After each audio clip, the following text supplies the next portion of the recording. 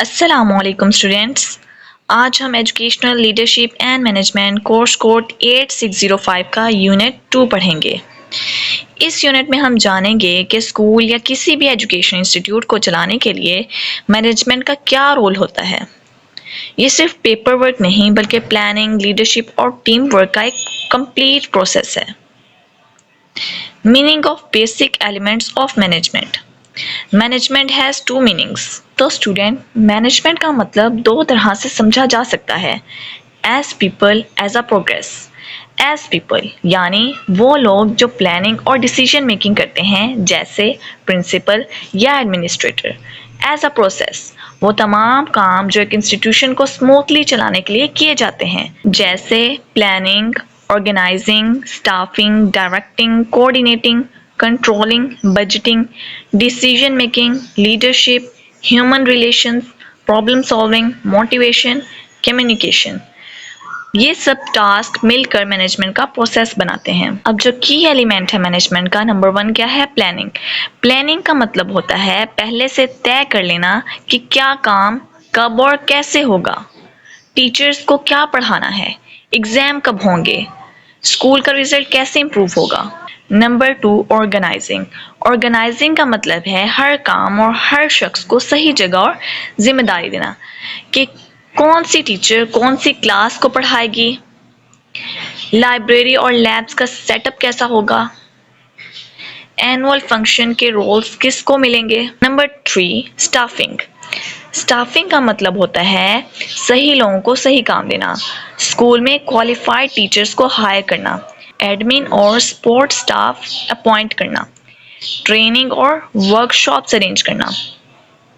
Number 4, directing. Directing का मतलब होता है टीम को गाइड करना, मोटिवेट करना और सुपरवाइज करना।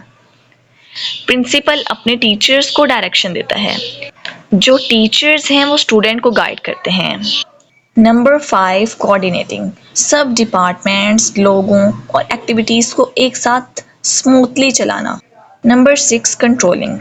कंट्रोलिंग का मतलब होता है कि चेक करना कि काम प्लान के मुताबिक हो रहा है या नहीं हो रहा, अटेंडेंस ठीक है या नहीं ठीक, सिलेबस टाइम पे कंप्लीट हो रहा है या नहीं हो रहा, क्लास का डिसिप्लिन मेंटेन है या नहीं maintain. Number 7, budgeting.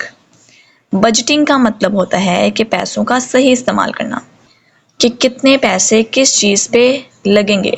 Decision making, ये फंक्शन हर मैनेजमेंट रोल का हार्ट होता है। किस क्लास में नया सेक्शन खोला जाए, एग्ज़ाम ऑनलाइन होंगे या ऑफलाइन होंगे, किस टीचर को प्रमोशन मिलेगी। Number 9, leadership. लीडरशिप का मतलब सिर्फ हुक्म देना नहीं है बल्कि रोल मॉडल बनना है। प्रिंसिपल का एटीट्यूड पूरे स्कूल को इफेक्ट करता है। एक लीडर मोटिवेट करता है, इंस्पायर करता है और प्रॉब्लम्स का सॉल्यूशन निकालता है। Number 10, human relation. Human relations का मतलब है अच्छी अंडरस्टैंडिंग और कोऑपरेशन मेंटेन करना। टीचर्स के दरमियान अच्छी बॉन्डिंग होनी चाहिए और पेरेंट्स से पॉजिटिव कम्युनिकेशन होनी चाहिए। Number 11, problem solving. मसाइल का हल ढूंढना। अगर एक टीचर एब्सेंट है तो किस टीचर को असाइन करना होगा कि जो टीचर एब्सेंट है उसकी क्लास को जाके पढ़ाए। अगर स्टूडेंट के बिहेवियर में इशू आ रहा है तो किस तरह से उनका बिहेवियर बेहतर बनाना होगा, किस तरह से स्टूडेंट की काउंसलिंग करनी होगी। Number 12, motivation. मोटिवेशन का मतलब है टीचर और स्टूडेंट को इनकरेज करना कि वो अपना बेस्ट परफॉर्म करें। टीचर्स को अवार्ड देना, अप्रिशिएट करना, स्टूडेंट की अचीवमेंट्स को सेलिब्रेट करना। Number 13, communication. इफ़ेक्टिव कम्युनिकेशन हर लेवल पर ज़रूरी है। प्रिंसिपल से टीचर्स, टीचर्स से स्टूडेंट्स, स्कूल से पेरेंट्स। अगर कम्युनिकेशन स्ट्रॉन्ग हो तो मिसअंडरस्टैंडिंग्स नहीं होती। इन सब पॉइंट से मिलकर एक सिस्टम बनता है जिससे स्कूल अच्छी तरह चलता है। अगर इनमें से कोई एक फंक्शन भी मिसिंग हो तो सिस्टम टूट जाता है। तो स्टूडेंट, हर सक्सेसफुल स्कूल के पीछे क्या होता है? स्ट्रॉन्ग एजुकेशनल मैनेजमेंट होती है। Levels of management. अब देखते हैं कि मैनेजमेंट कितने लेवल्स का होता है। देयर आर 3 की levels. Top level management, middle level management and lower level management. Top level, ये लोग पॉलिसीज और लॉन्ग टर्म गोल्स बनाते हैं। Example, ministry level. Middle level, coordinates between top and bottom, इनका काम टॉप और बॉटम लेवल्स के दरमियान कोऑर्डिनेशन का होता है, जैसे प्रिंसिपल, हेडमास्टर्स। लोअर लेवल, इस लेवल पे कौन आते हैं? टीचर्स और सपोर्ट स्टाफ जो ग्राउंड लेवल पे काम करते हैं।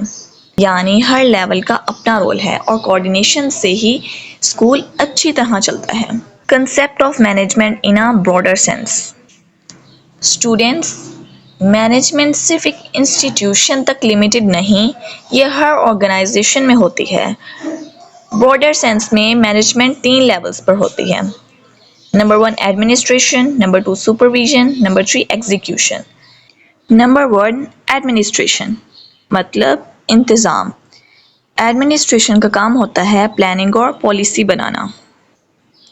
एडमिनिस्ट्रेशन वो लोग होते हैं जो स्कूल या एजुकेशन सिस्टम के गोल सेट करते हैं, रूल्स बनाते हैं और ओवरऑल सिस्टम का विजन तय करते हैं। सुपरविजन, निगरानी।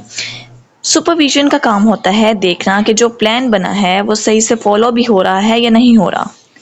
सुपरविजन को अगर सिंपल वर्ड्स में देखें, सुपरविजन मीन्स मॉनिटरिंग। ये इंश्योर करता है कि टीचर और स्टाफ अपना काम सही से कर रहे हैं या नहीं सही से कर रहे। एग्जीक्यूशन, एग्जीक्यूशन का मतलब है अमल दरामद।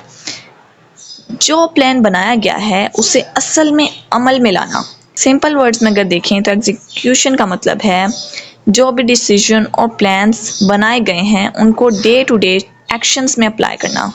Number 1 objectives of educational school management. अब एजुकेशनल मैनेजमेंट या स्कूल मैनेजमेंट के ऑब्जेक्टिव्स क्या हैं? इस्लाम और पाकिस्तान के साथ लॉयल्टी प्रमोट करना, मुस्लिम उम्मा का एहसास डेवलप करना, नेशनल ट्रेडिशंस और आइडियोलॉजी की awareness, equal opportunity for all learners, high quality education और डिसिप्लिन प्रमोट करना, लाइफ लॉन्ग लर्निंग का जज्बा पैदा करना। ये सब ऑब्जेक्टिव्स एक अच्छे और प्रोडक्टिव सोसाइटी बनाने में मदद करते हैं। Number 2 aspects of education, school management and related issues. अब हम देखते हैं एजुकेशनल मैनेजमेंट के मुख्तलिफ एस्पेक्ट्स। सोसाइटल नीड्स, सोसाइटी की ज़रूरत के मुताबिक एजुकेशन देना, goals and policies, clear rules और एम सेट करना, resource use, budget, teachers, book का best use, result and evaluation, student और सिस्टम दोनों की परफॉर्मेंस असेस करना। Common issues in Pakistan, budget की कमी, आउटडेटेड सिलेबस, ट्रेन टीचर्स की कमी, पॉलिटिकल इंटरफेरेंस। इन प्रॉब्लम्स को सॉल्व करने के लिए स्ट्रॉन्ग मैनेजमेंट ज़रूरी है। Number 3 principles of school management. Now let's understand key principles जो हर स्कूल मैनेजमेंट फॉलो करती है। प्लानिंग, क्लियर गोल और प्लान भी रेडी होना चाहिए। Unity of command, authority and responsibility, जिसके पास पावर हो उसके पास जिम्मेदारी भी होनी चाहिए। स्टाफ डेवलपमेंट, टीचर की ट्रेनिंग और growth, performance based evaluation, managers should be judged bye results, motivation, respect और अप्रिसिएशन के जरिए स्टाफ को मोटिवेट करना। कॉन्टिंजेंसी प्लानिंग, अनएक्सपेक्टेड प्रॉब्लम्स के लिए तैयारी होनी चाहिए, मतलब प्लान बी होना चाहिए। इफेक्टिव कम्युनिकेशन, प्रिंसिपल, टीचर और स्टूडेंट के दरमियान क्लियर बातचीत होनी चाहिए। उम्मीद है स्टूडेंट आपको ये चैप्टर अच्छे से समझ आ गया होगा। अगर आपका कोई क्वेश्चन हो तो आप कमेंट सेक्शन में पूछ सकते हैं। अल्लाह हाफिज़।